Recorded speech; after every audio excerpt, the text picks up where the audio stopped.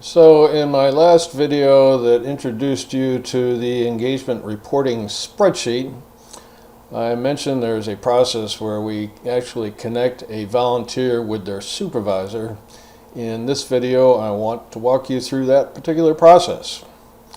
So I'm going to start with my profile, and I am a member of two different teams, so to speak.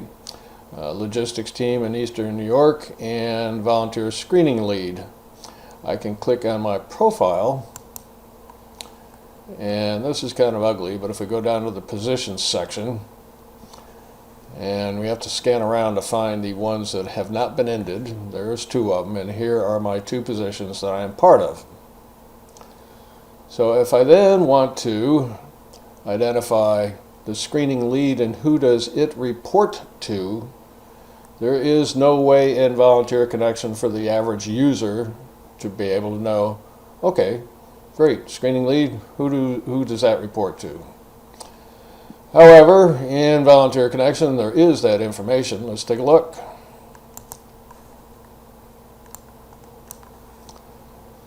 So in the position editor, where a record is maintained for every position that's in red cross, for every position that is in your region, and we scroll down a bit, there is a report to position field, and this is the position that the volunteer screener reports to. Not a person, a position. This is a drop-down list, so you have to fill in somebody. One of the problems we have in Eastern New York, and I see it's in the other regions, is a fair number of times this field is blank, which indicates to me that it's obviously not been used, and so the functionality that does kind of exist in Volunteer Connection, we've really not been taking advantage of it. I am not using the to override nor the indirect reports to field, which I have seen some of the regions do have this information filled in. It's not that we won't be using it, it's just at this point in time we are not. And the other point to make out here is the service. I'm not certain how this is filled in. It's obviously not updatable here, but I am using this to identify the department that this position is part of.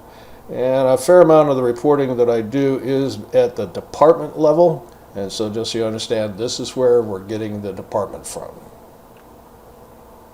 Okay, so we now know how we can identify every position a volunteer currently holds. There is a query that I can run that gets this information for everybody in the region. We can identify what position a position reports to. This information here, again, there is another query I can run that gets this particular information. And then I can go back and say, okay, whoever is the volunteer engagement specialist, because I've just pulled out the person and positions they hold, I can identify who holds this position, if anybody at all, or potentially more than one person. So in the process of extracting that data out of Volunteer Connection and putting it into my app, I do generate some reports that will help you understand what are all the relationships that have been set up. So in the next video in this series, we will take a look at that Excel file.